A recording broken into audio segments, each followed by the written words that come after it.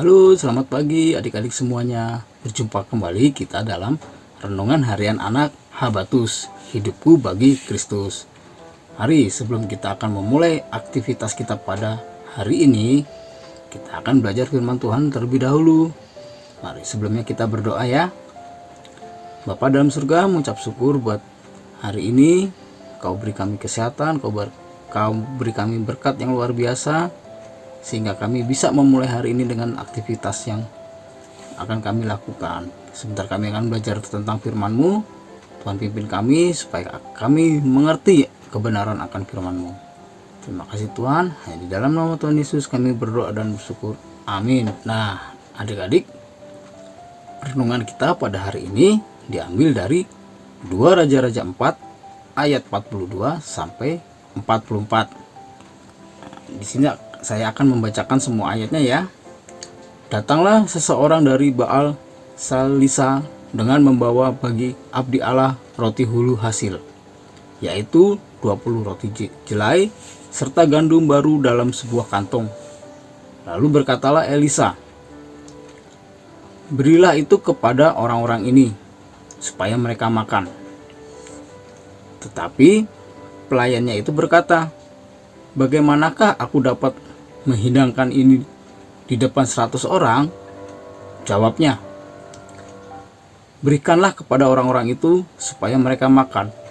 Sebab beginilah firman Tuhan, orang akan makan, bahkan akan ada sisanya. Lalu dihidangkannya lah di depan mereka, maka makanlah mereka dan ada sisanya, sesuai dengan firman Tuhan. Nah, adik-adik, situasi pada zaman Israel, pada zaman raja ini sangat tidak mengembirakan. Setelah pemerintahan Raja Daud dan Salomo, kondisi bangsa Israel semakin parah. Seringkali masuk ke dalam kemerosotan dalam berbagai aspek kehidupannya, terutama dalam rohani dan moralnya. Ini terjadi baik bangsa Israel Utara maupun bangsa Israel Selatan, yaitu Yehuda ya. Akibatnya adalah kedua bangsa ini mengalami berbagai kesulitan hidup, antara lain penyakit, kelaparan, dan kematian. Pihak yang paling merasakan dampak buruk dari situasi seperti ini adalah rakyat kecil, dan pada akhirnya nanti kedua bangsa itu mengalami kehancuran, di mana Israel Utara dibuang oleh Allah ke negeri Asyur pada tahun sekitar 722 sebelum Masehi ya, dan bangsa Yehuda dibuang ke Babel sekitar tahun 586 sebelum Masehi.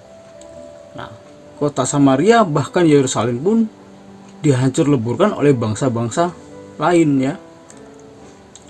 Dalam situasi hidup yang mengalami kesusahan ini, kemerosotan, kesulitan, maka tidak mengherankan kalau pada akhirnya mereka menjadi tawar hati dan mungkin saja meragukan pernyataan Allah sebagaimana telah dijanjikan kepada leluhur mereka.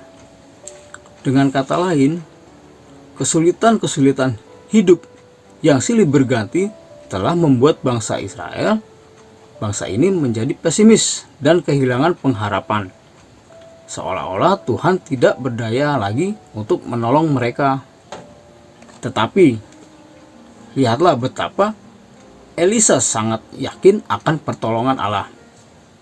Dia berkata, berikanlah kepada orang-orang itu supaya mereka makan.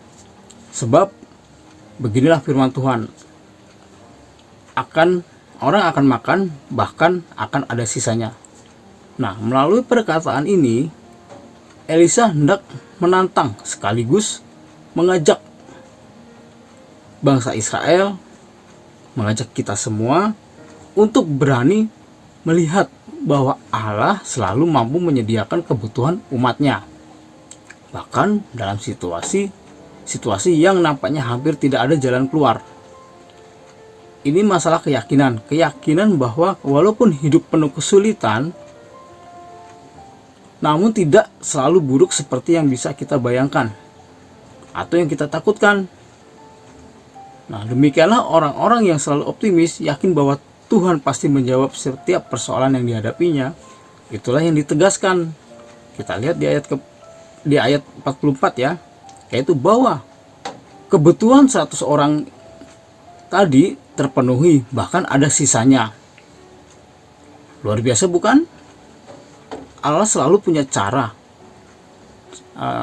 sendiri ya dalam kehidupan kita untuk menyatakan bahwa Dia adalah Allah sumber segala berkat, dan bahwa di dalam Tuhan ada kelimpahan hidup. Nah, jadi dalam ketaatan yang nampak sederhana, dalam keyakinan yang nampaknya masih diliputi keraguan-raguan, dalam keberanian yang nampaknya dipaksakan, Allah justru membuktikan bahwa Dia mampu melipat gandakan kebutuhan yang tadinya sangat terbatas. Sehingga persembahan yang dibawa oleh seseorang dari Baal Salisa tadi, yaitu cuman 20 roti jelai dan gandum baru dalam sebuah kantong, pada akhirnya dapat mencukupkan kebutuhan 100 orang, bahkan masih ada sisanya. Nah, melalui peristiwa ini, bangsa Israel kembali melihat kemampuan Allah menyediakan makanan bagi umatnya. Tidak seperti Baal yang tidak bisa berbuat apa-apa. Mereka juga belajar bahwa berkat Allah jauh lebih banyak dibanding apa yang dipersembahkan manusia kepadanya. Nah, adik-adik, kita tentu pernah berada dalam kesulitan. Bahkan kesulitan itu kadang-kadang menghalangi kita untuk berani menghadapi kesulitan tersebut. Nah, kadang-kadang juga menghambat kita untuk melangkah maju ya. Nah, kita di dalam situasi yang sangat dilematis. Kita sulit untuk bergerak. Kita tidak menemukan jalan keluarnya. Sehingga akhirnya pun kita bimbang untuk tidak berani mengambil tindakan. Pasti kita juga pernah mengalami suatu kekurangan dalam berbagai hal. Ya, misalkan ketika kita butuh suatu yang kita butuhkan ternyata sepertinya tidak ada jalan keluar. Nah, itu membuat kita akhirnya pesimis. Kita akan merasa, tidak ditolong Tuhan. Tetapi semua itu pasti ada mukjizat-mukjizat yang Tuhan akan berikan kepada kita. Nah, di tengah-tengah kesulitan itu, Allah pasti hadir dan memberikan kita kelimpahan. Kuncinya, kita percaya kepada firman-Nya, kita taat kepada Allah, dan kita menjalankan firman-Nya.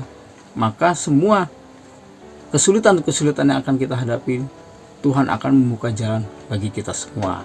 Bapa di dalam surga, terima kasih kami telah belajar mengenai firman Tuhan.